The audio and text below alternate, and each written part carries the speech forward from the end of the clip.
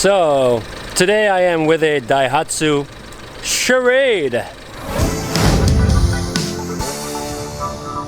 So, yeah, let's do this. It's been a while since I've done a car review. I don't even know when the last one was. It's probably a long time ago. Anyways, today we are in a Daihatsu Charade. You know, I'm not playing charades here. I'm actually in a Daihatsu Charade. Let's take it for a spin. So it's kind of a squeaky car, kind of a rattly car, but it's an older car, so you know, it's forgivable, I guess. So let's actually start off with a few facts about this car. The Daihatsu Charade was actually built between 1977 and the year 2000, and it was actually considered a larger compact car by Daihatsu instead of the smaller kei cars or kei cars from that era. Little fun fact for you, in China the Daihatsu Charade was called the Shaili. I have no idea how to pronounce that. So anyways, there were 4 generations of Daihatsu Charade, and the first one came out in 1977. Yes, isn't that weird? And actually this first model was very popular in Latin America. Si, senor. So the second generation came out in 1983 with a 1-liter 3-cylinder engine. And there was also a turbocharged version with 68 horsepower. So then the third generation came out in 1987, again with a 3-cylinder 1-liter engine or a 4-cylinder 1.3 engine. And there was also a diesel, but yeah, who cares about that? And then the 4th generation, the car that I'm actually driving today. The model that I'm driving today was released in January of 1993, but this time it was not released with a 1-liter engine, but with a whopping 1.3 liter. And this model made about 84 horsepower. And there was also a GTI released with a 1.6 liter and about 124 horsepower. So that should have been a fun little car, I guess. So enough about the history lessons. The car that I'm driving today has about 214,000 kilometers on the clock. So this car did have a few rust spots, which were taken care of by the owner like a few weeks ago. So I guess it's in decent shape. Now this is probably the cheapest car I've ever reviewed. You can get one starting from about 500 euros going up to maybe 900, maybe 1,000 at the max. Yeah, this is a really cheap car, but still a pretty reliable car, because obviously it's a Japanese car and it doesn't have a lot of gimmicks. There's hardly any electronics in this car, so there's not really that much that can go wrong with it. So what are my first impressions driving this car? The steering feels pretty direct. It doesn't feel misaligned or anything. So the owner told me that the clutch grabs a little high, which is true, but it's not that bad, to be honest. The gearbox does feel a little spongy, a little more spongy than my Paseo.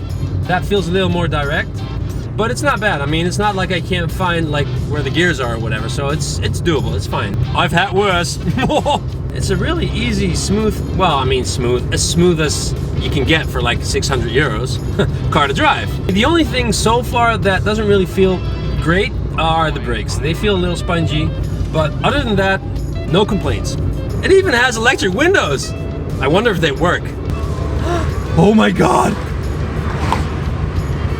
It has electric windows and they work. Man, I feel like a king right now. Daihatsu Charade. That's kind of a fun name too, right? Charade. Would you call it a charade or a charade?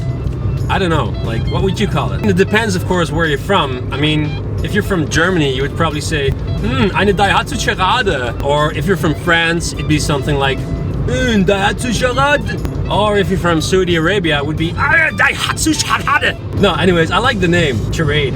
I got a Charade, man, come on. Driving my Charade, man, where'd you go? Some fun? God damn it. Although I don't think you'll have many Daihatsu Charades in Texas. So we're at a traffic light right now, so that's my opportunity to act like a complete moron and see how fast this car can pull away. It's a good thing nobody knows me here. All right, here we go.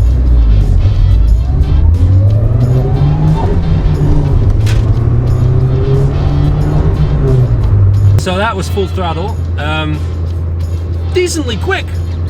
I am actually pretty curious if it would be quicker than my Paseo. I think it's about even, it's probably evenly matched. If you want a car under 1,000 euros or under $1,000, which is pretty reliable and drives fine, then I guess a Daihatsu Charade is a fine choice, man. Yeah, I think I'd confidently buy one if I needed a cheap car.